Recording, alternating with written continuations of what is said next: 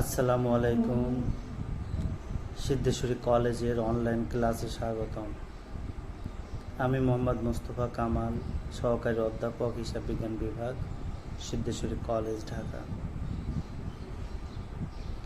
HSC ছাত্রছাত্রীদের জন্য শুভকামনা। এই করোনা মহামারীতে তোমরা সবাই স্বাস্থ্যবিধি মেনে চলাফেরা করো, বাসায় অবস্থান করো, নিয়মিত লেখাপড়া করো, এই শুভকামনায়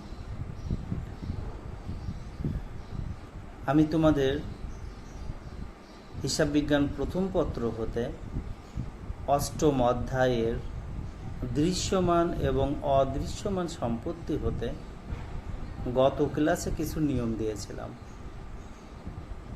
আজকে আমি একটি অঙ্ক সমাধান করব। তোমরা সবাই খাতা কলম নিয়ে বসো এবং অঙ্কটি করার চেষ্টা করো। আমরা যে অঙ্কটি এখন সমাধান করব, আমরা অঙ্কটি এখানে লিখে নিয়েছি। হিসাব বিজ্ঞান প্রথম পত্র থেকে অষ্টম অধ্যায় দৃশ্যমান ও অদৃশ্যমান সম্পত্তির হিসাব। এখানে লিখতে পারি এইচএসসি ছাত্র ছাত্রীদের জন্য। আমি যে অঙ্কটা এখানে লিখে নিয়েছি, অঙ্কটা এরকম। মিস্টার শেখ, একজন ব্যক্তির নাম মিস্টার শেখ 2020 সালের জানুয়ারি 1 তারিখে 2,20,000 টাকা দিয়ে একটি মেশিন ক্রয় করেন বা সংগ্রহ করেন বা কিনেন। তাহলে কত টাকা দিয়ে কিনেছে? 2,20,000 টাকা দিয়ে একটি মেশিন কিনেছে। মেশিনটির সম্ভাব্য আয়ুষ্কাল 5 বছর। এই মেশিনটি 5 বছর পর্যন্ত ব্যবহার করা যাবে। আয়ুষ্কাল শেষে সম্পত্তিটি 20,000 টাকায় বিক্রয় করা যাবে। এই যে বিক্রয় করা যাবে অর্থাৎ 5 বছর শেষে, এটাকে আমরা বলবো ভগ্ন অবশেষ মূল্য অথবা স্যালভেজ ভ্যালু। 5 বছর পরে অথবা আয়ুষ্কাল শেষে যে টাকাটা পাওয়া যাবে ওইটাকে আমরা বলবো ভগ্ন অবশেষ মূল্য, 20,000 টাকা। করণীয়, আমাকে কি করতে হবে? এখানে সরল রৈখিক পদ্ধতিতে অবচয়ের হার বের করতে হবে। সরল রৈখিক পদ্ধতিতে অবচয়ের হার বের করব। খ নম্বর, অবচয়ের তালিকা করব। অবচয়ের একটা তালিকা করবে। নিয়মটা আমি গত ক্লাসে দিয়েছিলাম। প্রথম 2 বছরের জাবেদা তৈরি করো। আমার জাবেদা তৈরি করতে বলছে, আমি জাবেদা তৈরি করব এখান থেকে। তাহলে আমরা সমাধানে চলে আসি। আমি এখানে লিখব 1 নং প্রশ্নের উত্তর। এভাবে পরীক্ষার উত্তরপত্র আমরা লিখব। তাহলে আমরা এখানে ক নম্বরে বের করব অবচয়ের হার।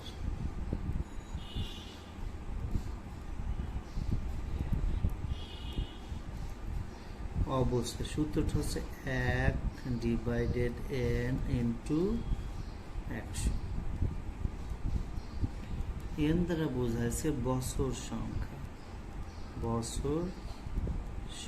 এখানে বছর সংখ্যা কত? 5। তাহলে আমরা লিখতে পারি 1 n মানে 5 গুণন 100 সমান 20%। অর্থাৎ প্রত্যেক বছর অবচয়ের হার 20% ধরতে হবে। আমরা আগেই বলেছিলাম অবচয় কাকে বলে। অবচয় হলো একটি সম্পত্তি ক্রমাগত ব্যবহারের ফলে ওই সম্পত্তির যে মূল্যের হ্রাস ঘটে, ওই হ্রাসকৃত মূল্যকে বলা হয় অবচয়।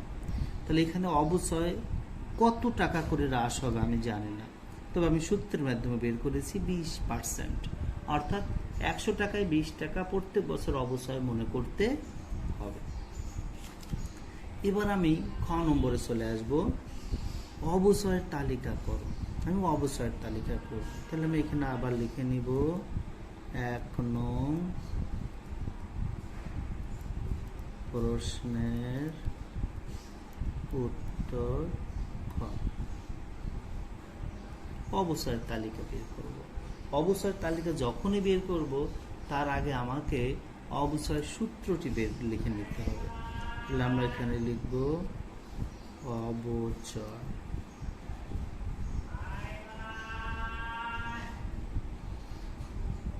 সরলরৈখিক পদ্ধতিতে প্রত্যেক বছর অবসরের পরিমাণ সমান হয়। তাহলে অবসরের সূত্রটা হলো মোট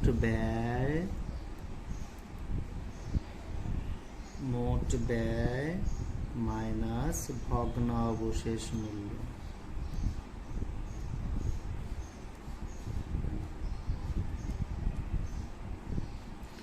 ডিভাইডেড সম্ভাব্য জীবনকাল অথবা আয়ুষ্কাল। এই সূত্রটা আমি এখানে লিখে নিব। তারপরে আমি আমার তালিকা তৈরি করব।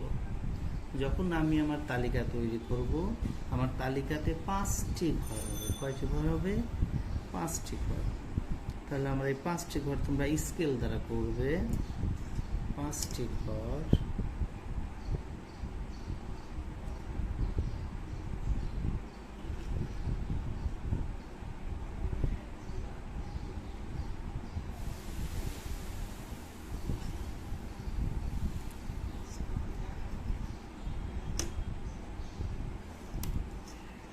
প্রথম ঘরটা এই পাশে 3টা ছক থাকবে,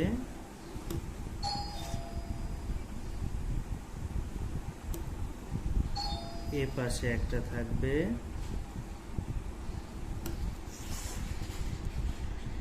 1 2 3 4 5। তাহলে আমরা এখানে লিখব অবচয়ের তালিকা।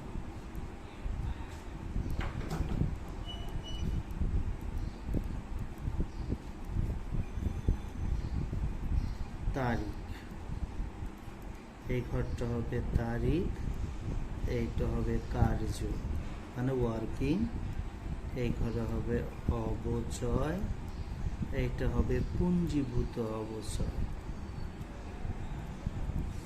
পুঞ্জীভূত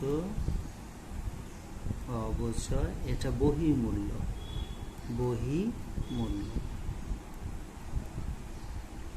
তাহলে আমি এই সম্পত্তিটি কিনেছিলাম কত সালে?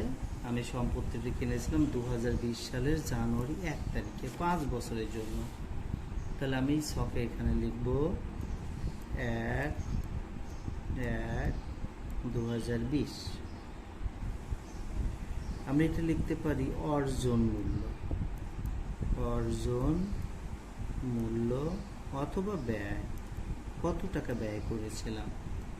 2,20,000 টাকা দিয়ে আমি এই সম্পত্তিটি কিনেছিলাম।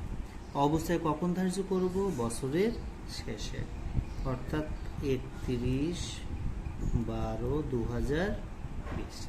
আমি উপরে কিন্তু সূত্রটা লিখে নিয়েছি, আমি এখানে সূত্রটা লিখব না, আমি সরাসরি মান বসিয়ে দেব। মোট ব্যয় ছিল 2,20,000 মাইনাস ভগ্নাবশেষ মূল্য 20,000, সম্ভাব্য আয়ুষ্কাল 5 বছর। তাহলে আমি এটা যদি 2,20,000 বিয়োগ 20,000 দিই তাহলে থাকবে 2 লক্ষ টাকা।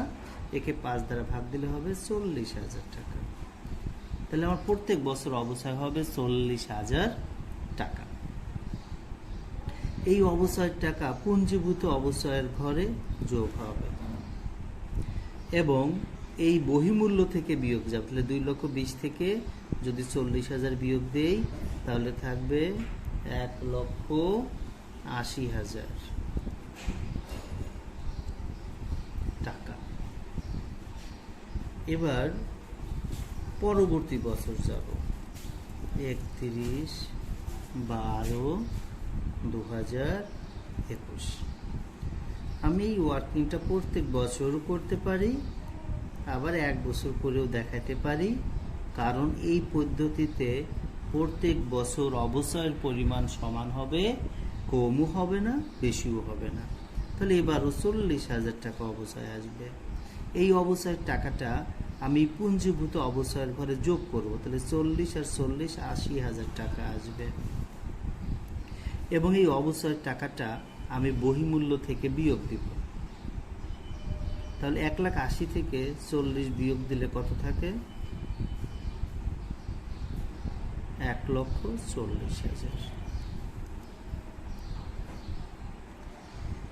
এভাবে আমাকে 5 বছরে করতে হবে। 31/12/2022। তাহলে আমি আবার লিখে নেব 2,20,000 মাইনাস 20,000 ডিভাইডেড 5 বছর। এবছর আমার অবচয় হবে 40,000 টাকা। এই অবচয় পুঞ্জীভূত অবচয়ের ঘরে যোগ করো, তাহলে 80 আর 40,000, তাহলে 1,20,000। এবং এই 40,000 টাকা বহিমূল্য থেকে বিয়োগ করলে থাকবে 1 লক্ষ টাকা। এরপর আমি আসব 31/12/2023। আমি ঠিক আগের মতোই এভাবে লিখে নিব, মোট ব্যয় থেকে ভগ্নাবশেষ মূল্য বিয়োগ দিয়ে আমি বছর সংখ্যা দ্বারা ভাগ দেব। তাহলে এখানেও থাকবে 40,000। তাহলে এখানে যদি যোগ করি 40,000 এর সাথে 1,20,000 যোগ করলে হবে 1,60,000। এই 40,000 টাকা যদি আমি এই বহিমূল্যর সাথে যোগ করি, এই 40,000 টাকা পুঞ্জীভূত অবচয় থেকে সাথে যোগ করব এবং এই অবচয়ের টাকা বহিমূল্য থেকে বিয়োগ করব, তাহলে এখানে থাকবে 60,000 টাকা। তাহলে আমার অবচয় হলো 1 2 3 4 বছর। আমার 5 বছর অবচয় করতে হবে। এখন আমরা 31/12/2024, 2,20,000 টাকা মোট ব্যয়, ভগ্ন অবশেষ মূল্য 20,000 টাকা, আয়ুষ্কাল 5 বছর। এখানেও তোমার 40,000 টাকা আসবে। এই 40,000 টাকা পুঞ্জীভূত অবচয়ের সাথে যোগ করলে হবে 2 লক্ষ টাকা। এই 40,000 টাকা বহিমূল্য থেকে বিয়োগ দিলে থাকবে 20,000 টাকা। আমি কিভাবে বুঝবো যে আমার এই অঙ্কটা হয়েছে? আমার অঙ্কের মধ্যে আমি দেখেছিলাম ভগ্ন অবশেষ মূল্য অথবা আয়ুষ্কাল শেষে এই সম্পত্তিটি 20,000 টাকা বিক্রি করা যাবে। তাহলে আমার ভগ্ন অবশেষ মূল্য হবে 20,000 টাকা। সেটা আমি এই ছকে পেয়ে গেছি, অর্থাৎ আমার এই ছকটা ঠিক আছে। এখন আমি 3 নম্বর ওয়ার্কিংয়ে যেতে পারি। 3 নম্বর ওয়ার্কিংয়ে বলেছে প্রথম 2 বছরের জাবেদা তৈরি করো। আমি প্রথম 2 বছরের জাবেদা তৈরি করবো। এবার এটা গ নম্বর রিকোয়ারমেন্ট। তাহলে আমি এভাবে লিখতে পারি,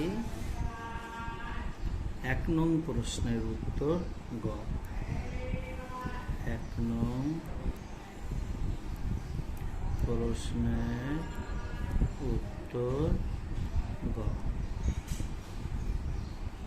দেখব মিস্টার শেখ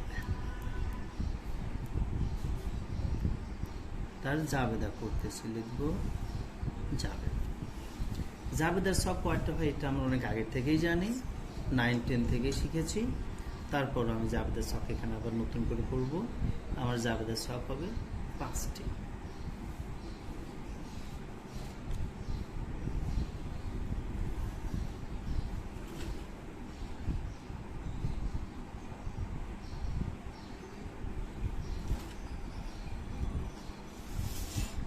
লাস্টের 3টা ঘর হবে, শেষ ঘরটা হবে ক্রেডিট। বেশি বড় করব না, 1 স্কেল পরিমাণ অথবা একটু কম।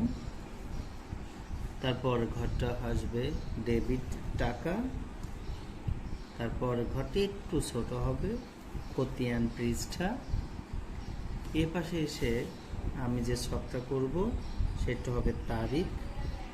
মাঝের ছকটা একটু বড় হবে, যেটাকে আমরা বিবরণ লিখতে পারি। এই আমার ছকটা হয়ে গেল।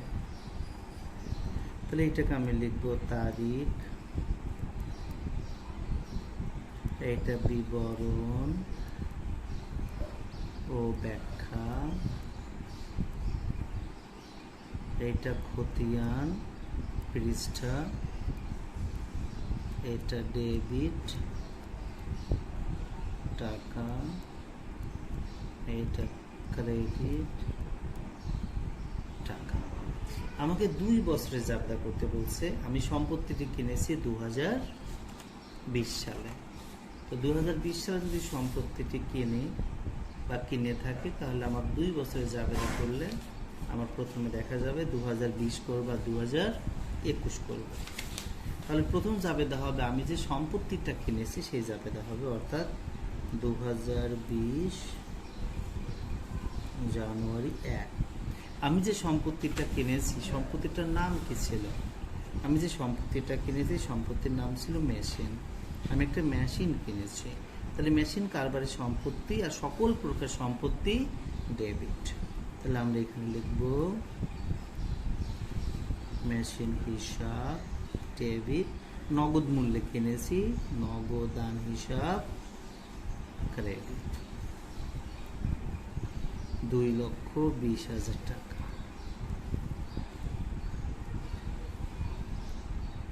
আমরা বিবরণে লিখতে পারি যেহেতু নগদ মূল্যে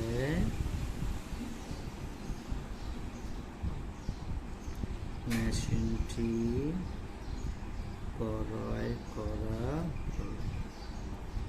আমি যা করেছি আমি সেই কথাটাই বিবরণে লিখে দেব। তাহলে আমার মেশিনটি যে কিনেছি সে জাবেদা আমি করে ফেললাম। এখন আমি অবচয় ধার্য করব। অবচয় সবসময় বছরের শেষে হয়, অর্থাৎ ডিসেম্বর 31। আর অবচয়ের জাবেদা আমরা আগেই করেছিলাম যে অবচয় হিসাব ডেবিট, পুঞ্জীভূত অবচয় হিসাব ক্রেডিট। আর আমি লিখতে পারি অবচয় হিসাব ডেবিট,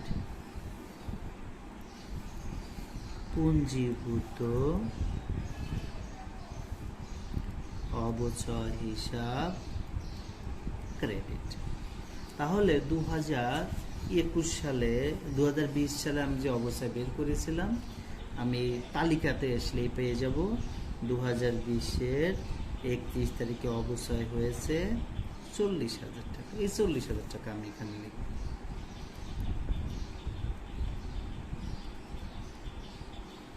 তাহলে আমরা বিবরণের ঘরে লিখতে পারি যেহেতু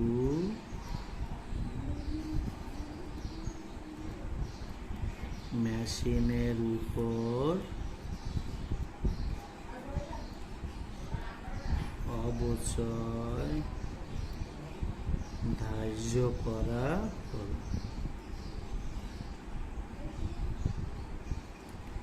এই অবচয় টাকাটা আমি বছর শেষে আয় বিবরণীতে স্থানান্তর করব। তখন জাবেদা হবে আয় বিবরণী ডেবিট অথবা আয় সারাংশ হিসাব ডেবিট, অবচয় হিসাব ক্রেডিট। হিসাব বিজ্ঞানের ভাষায় কোনো একটা এন্ট্রি যদি ট্রান্সফার করা হয় তাহলে ডেবিট থাকলে ক্রেডিট হবে, ক্রেডিট থাকলে ডেবিট হবে। তাহলে এখানে অবচয় হিসাব ডেবিট আছে, এটা হয়ে যাবে ক্রেডিট। আয় সারাংশ হিসাব হবে ডেবিট, আয় সারাংশ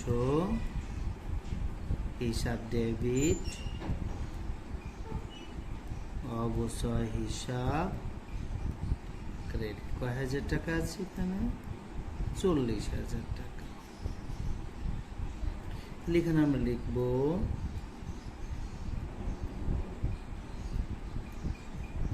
অবচয়ের টাকা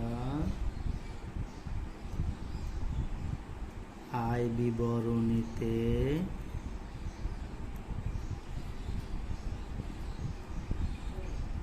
স্থানান্তর হল। তাহলে এটা আমার 2020 সালের জাবেদা শেষ। এবার আমি আসব 2021 সালে যাবে না, আমি এখন আসব। তাহলে আমি এখানে লিখব 2021 ডিসেম্বর 31। 2021 সালে যেহেতু আমি কোনো সম্পত্তি কিনি নাই, সেক্ষেত্রে আমার জাবেদা হবে না। শুধু দুইটা জাবেদা হবে, একটা হবে অবসরের জাবেদা, একটা আয় সারাংশের জাবেদা। তাহলে অবসরের জাবেদাটা কি আসবে? অবসরের জাবেদা আমরা জানি অবসর হিসাব ডেবিট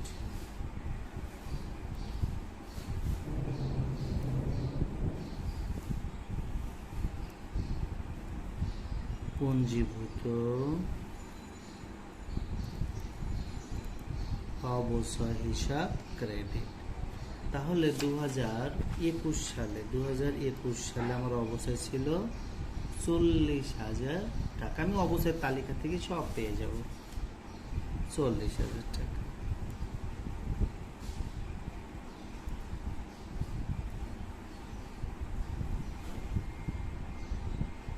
এর বিবরণটা আমি প্রথমে যেভাবে দিয়েছি এখানে একই বিবরণ হবে, ওই বিবরণটা লিখে নেবে। এবার ডিসেম্বর 31 তারিখে এই অবসরের টাকাটা আয় সারাংশতে আমি স্থানান্তর করব। তাহলে আয় সারাংশ হিসাব ডেবিট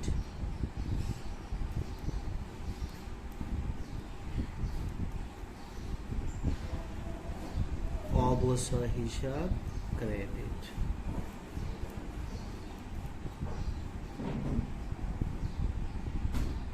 এটাও বিবরণ আমি দিব না, বিবরণ আমি আগে লিখেছি, ওই বিবরণটি বারবার লিখতে হবে। তাহলে এখানে অবশ্যই কয় টাকা ছিল? 40,000